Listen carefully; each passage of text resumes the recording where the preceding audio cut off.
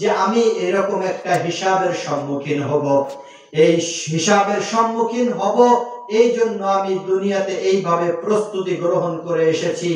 আর আজকে আমার আমলনামা দেখো কত সুন্দর হয়েছে। ফাহুয়া ফি ঈশাতির রাদিয়া, ওই ব্যক্তি সে অত্যন্ত সুন্দর আনন্দদায়ক একটা জান্নাতের ভিতরে সে জীবন যাপন করবে। ওয়া আম্মা মান উতিয়া কিতাবাহু বিশিমালি ফায়াকুলু ইয়া লাইতানি লাম উতা কিতাবিয়া, আর যে সমস্ত ব্যক্তিদেরকে বাম হাতে আমলনামা দেওয়া হবে, ফাআম্মা মান উতিয়া কিতাবাহু বিশিমালি ফায়াকুলু ইয়া লাইতানি লাম উতা কিতাবিয়া, তখন তারা ওই আমলনামা দেখে আফসোস করে বলতে থাকবে, ইয়া লাইতানি লাম উতা কিতাবিয়া, যদি আমাকে এই আমলনামা আমার সামনে পেশ না করা হতো তাহলে এটা আমার জন্য খুব ভালো হতো। আমার আমলনামা যদি আমার সামনে যদি পেশ না করা হতো তাহলে আমার জন্য কতই না ভালো হতো। আল্লাহ তাআলা অন্য আয়াতের ভিতরে বলেন, ওয়াউদিআল কিতাব ফাতারাল মুজরিমিনা মুশফিকিনা মিম্মা ফীহি ওয়া ইয়াকুলুনা ইয়া ওয়াইলাতানা মা লিহাযাল কিতাব লা ইউগাদিরু সগীরাতান ওয়ালা কাবীরাতান ইল্লা আহসাহা ওয়াউদিআল কিতাব ফাতারাল মুজরিমিনা মুশফিকিনা মিম্মা ফীহি, যখন অপরাধীদের সামনে তাদের আমলনামাকে পেশ করা হবে তখন তারা তাদের আমলনামার ভিতরে যা কিছু রয়েছে সেটা দেখে তারা ভয়ে বলতে থাকবে, মা লিহাযাল কিতাব, এটা কেমন আমলনামা, লা ইউগাদিরু সগীরাতান ওয়ালা কাবীরাতান ইল্লা আহসাহা, যে এই আমলনামার ভিতরে কোনো ছোট গুনাহও লিখতে বাদ যায় নাই, কোনো বড় গুনাহও লেখা বাদ যায় নাই। ইল্লা আহসাহা ওয়া ওয়াজাদু মা আমিলু হাযিরা, তারা তাদের যত আমল রয়েছে তারা সব কিছু ওই আমলনামার ভিতরে দেখতে পাবেন। ওয়ালা ইয়াযলিমু রাব্বুকা আহাদা, আর আল্লাহ পাক রব্বুল আলামিন এই আমলনামা লিপিবদ্ধ করার ক্ষেত্রে কোন ব্যক্তির সাথে সামান্য পরিমাণও কোন প্রকারের অবিচার করবে না। ওয়ালা ইয়াযলিমু রাব্বুকা আহাদা। তৃতীয় নম্বর, আমাদের বিপক্ষে যে সাক্ষীটা হবে সেটা হলো আমি যে জমিনের উপরে দাঁড়িয়ে আমি গুনাহের কাজ করতেছি, এই জমিন আল্লাহ তাআলার দরবারে সাক্ষী দিবেন। ইয়াউমাইদিন তুহাদ্দিসু আখবারাহা, এই জমিন কিয়ামতের ময়দানে তার উপরে বসে যেই সকল কৃত কর্ম করা হয়েছে, যা কিছু করা হয়েছে সব কিছুর ব্যাপারে একটা একটা করে আল্লাহ তাআলার কাছে বলে দিবেন। এই জমিন, যে জমিন আমি বড়াই করতেছি, যে এই জমিন আমার, এটা আমার, এটা আমার, এটা আমার বাপ দাদার সম্পদ, যেটা নিয়ে আমি বড়াই করতেছি, এই জমিনই আল্লাহ তাআলার কাছে আমার বিপক্ষে সাক্ষী দিবে। চতুর্থ নম্বর সাক্ষী দিবেন আমার হাত, আমার হাত, আমার মুখ, আমার চোখ, আমার অঙ্গ প্রত্যঙ্গ আল্লাহ তাআলার কাছে সাক্ষী দিবেন। যখন বান্দা আল্লাহ তাআলার কাছে এই গুনাহের ব্যাপারে অস্বীকার করতে যাবে, যখন মুখ দিয়ে আল্লাহ তাআলার কাছে বিভিন্ন প্রকারের অস্বীকারমূলক কথা আল্লাহ তাআলার কাছে বলতে যাবেন, তখন আল্লাহ পাক রব্বুল আলামিন এই মুখ জবান বন্ধ করে দিবেন। মুখ জবান বন্ধ করে দেওয়ার পরে আমার হাত আমার বিপক্ষে সাক্ষী দিবে, আমার পা আমার বিপক্ষে সাক্ষী দিবে, আমার চোখ আমার বিপক্ষে সাক্ষী দিবে। যখন এই সমস্ত জিনিস আমার বিপক্ষে সাক্ষী দিবে তখন আমি আর জাহান্নাম থেকে আমি বাঁচতে পারবো না। তখন আমার এখানে আর কোন প্রকারের অজুহাত বা আর কোন প্রকারের অবজেকশন আমার থাকবে না। তখন আল্লাহ পাক রব্বুল আলামিনের সিদ্ধান্তই আমাদেরকে মেনে নিতে হবে। এজন্য দুনিয়া থেকে ভাইরা আমার, দুনিয়া থেকে আমাদের একটা গুনাহ মুক্ত জীবন আমাদেরকে গঠন করতে হবে। যদি গুনাহ মুক্ত জীবন নিয়ে যদি আমরা কবরে যেতে পারি তাহলে এই যে চারটি জিনিস আমার বিপক্ষে সাক্ষী দিচ্ছে, এই চারটি জিনিসই আমার পক্ষে তখন সাক্ষী দিবে। যদি আমি দুনিয়াতে আল্লাহ তাআলার মর্জি অনুযায়ী যদি আমি আমার জীবনকে পরিচালিত করতে পারি, তাহলে এই চারটি জিনিস আমার পক্ষে সাক্ষী দিবে।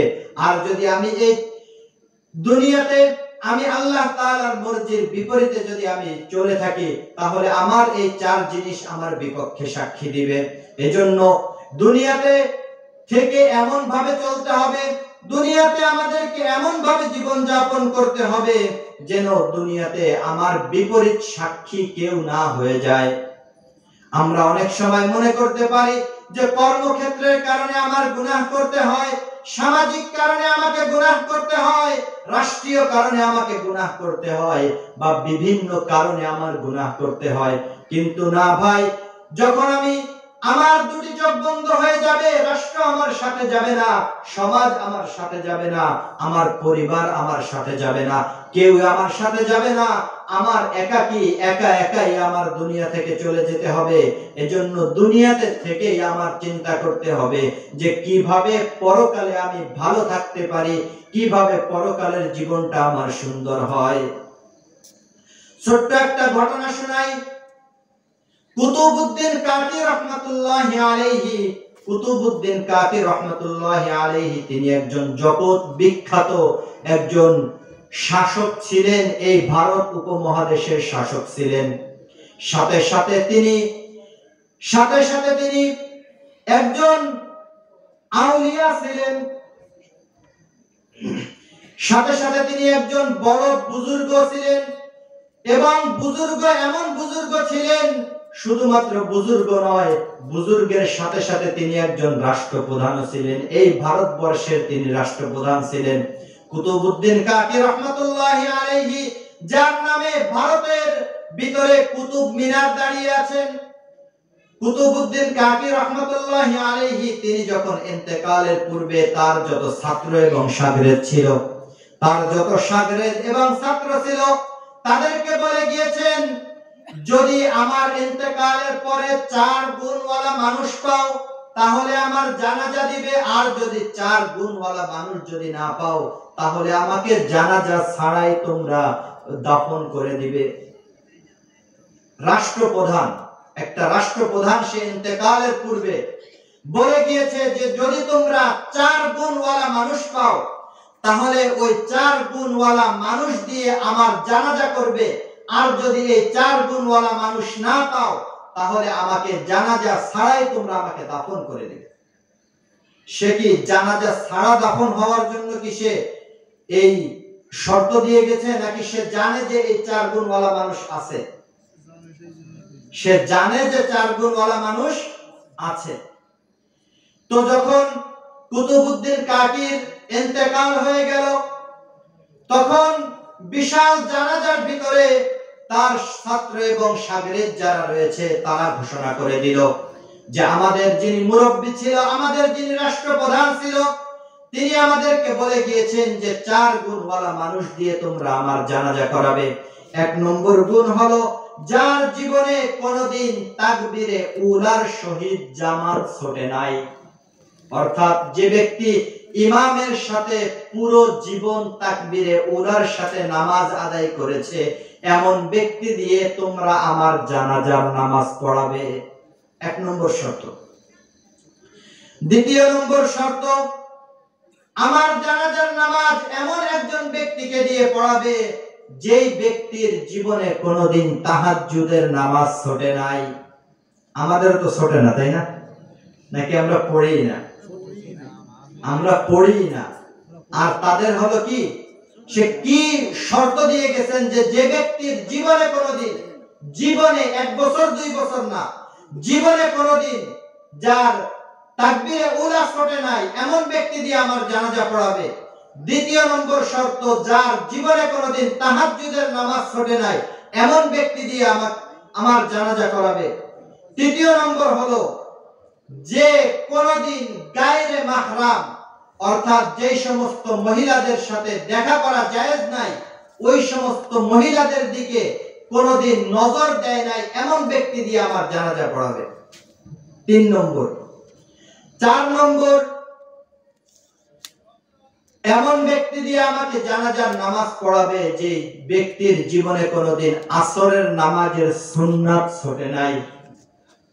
আসরের নামাজের সুন্নাত সুন্নাতে গায়রে মুআক্কাদা, এই আসরের নামাজের সুন্নাত যার কোনোদিন ছোটে নাই, এমন 4টা শর্ত যদি কোনো ব্যক্তির ভিতরে পাও, তাহলে তোমরা ওই ব্যক্তিকে দিয়ে জানাজা পড়াবে।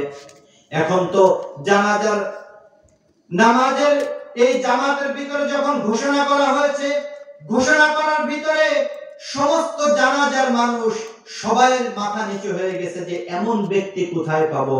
তখন সকলে যখন চিন্তা করলো যে হযরত তো বলে গিয়েছেন যে এই 4 শর্ত যদি কোনো ব্যক্তির ভিতরে না পাওয়া যায়, তাহলে আমাকে জানাজা ব্যতীতই তোমরা দাফন করে দিবে। তখন একজন ব্যক্তি পিছন থেকে আস্তে আস্তে সামনে আসতেছে। সামনে আসার পরে সামনে এসে বলতেছে যে তোমাদের জানাজা ছাড়া দাফন করতে হবে না, জানাজার ব্যবস্থা হচ্ছে। তখন সে প্রথমে গিয়ে কুতুবউদ্দিন কাকি রাহমাতুল্লাহি আলাইহি এর চেহারা থেকে কাপড় সরিয়ে বলতেছেন যে হযরত আপনি তো চলে গেলেন, আপনি চলে গেলেন, কিন্তু আপনি আমার জীবনের আমলটাকে আপনি এই পুরো সমাজের ভিতরে আপনি জানিয়ে দিয়ে গেলেন। এই যে ব্যক্তি সামনের দিকে অগ্রসর হয়েছে, তিনিও কোনো আলেম ছিলেন না, তিনি একজন সাধারণ মানুষ ছিলেন না, তিনি ছিলেন তৎকালীন জামানার ভারতবর্ষের একজন শাসক শামসুদ্দিন ইলতুৎমিশ রাহিমাহুল্লাহ। শামসুদ্দিন ইলতুৎমিশ রাহিমাহুল্লাহ তাআলা তিনি একজন যেমন শাসক ছিলেন, তেমন একজন বুজুর্গ ছিলেন, তেমন একজন ওলি ছিলেন, তেমন একজন আউলিয়া ছিলেন। এজন্য আমরা আমাদের রাষ্ট্রের কারণে, আমাদের সমাজের কারণে, আমাদের বিভিন্ন অজুহাত দিয়ে যে আমরা গুনাহ করব, এই গুনাহ আমাদের দ্বারা যদি আমরা করি তাহলে আল্লাহ তাআলার কাছে আমার নিজেকেই জবাব দিতে হবে।